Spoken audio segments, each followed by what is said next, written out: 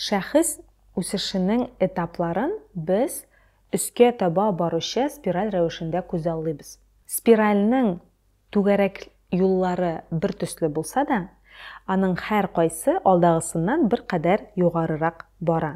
Шәхес үсешен дә шул рәвешле карасак, тормышыбызның бер кадәр этапларга бүленүен күрә алабыз.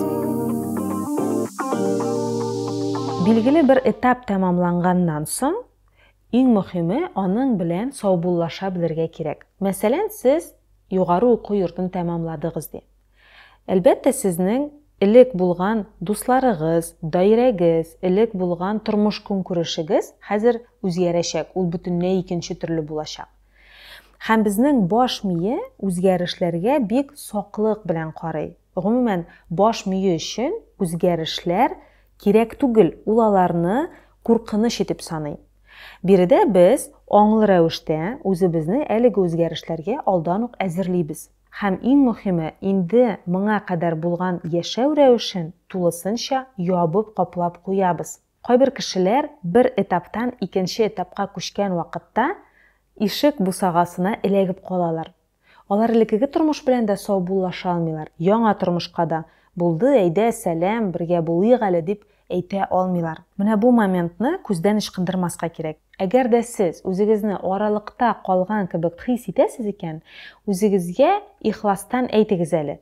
Мине узган этапта, узган тормыш этабымда нәрсә җәлеп итә? Мине анда нәрсә тоткарлап тора?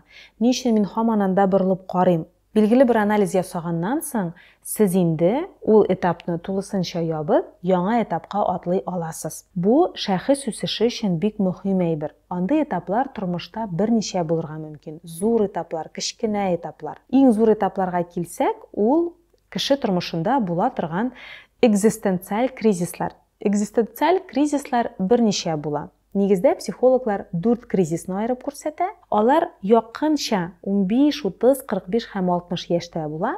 Һәм бу вакытта кешенең аерым бер өлкәдәге тормышы гына түгел, ә гомумән бөтен тормышы үзгәрә. Бу кризисны уңышлы гына үткәннән соң кешеләр яңа тормышта яшәгән кебек булалар. Алар шул ук шәһәрдә яшәргә мөмкин, шул ук эштә эшләп, шул ук якындагы кешеләр белән аралашырга мөмкин, ләкин аларның тормышка карашлары, тормышны тоемлаулары бөтенләй икенче төрле була. Һәм инде мондый кризислар булган вакытта, әлбәттә, беренче чиратта үзеңә таянып, үзеңнең эчке күңел халәтенә, хис кичерешләргә таянып, эчке дөньяң белән янәшәдә булып, тәңгәл булып, алга таба атлый белергә генә кирәк. Әнде этапларны үтүгә яңадан әйләнеп кайтсак, иң мөһиме, билгеле бер этап тәмамланганнан соң үзеңә нәтиҗәләр чыгару. Бу вакыйгалар, бу этап миңа нәрсә өчен бирелде һәм мин үземә нинди сабак алдым.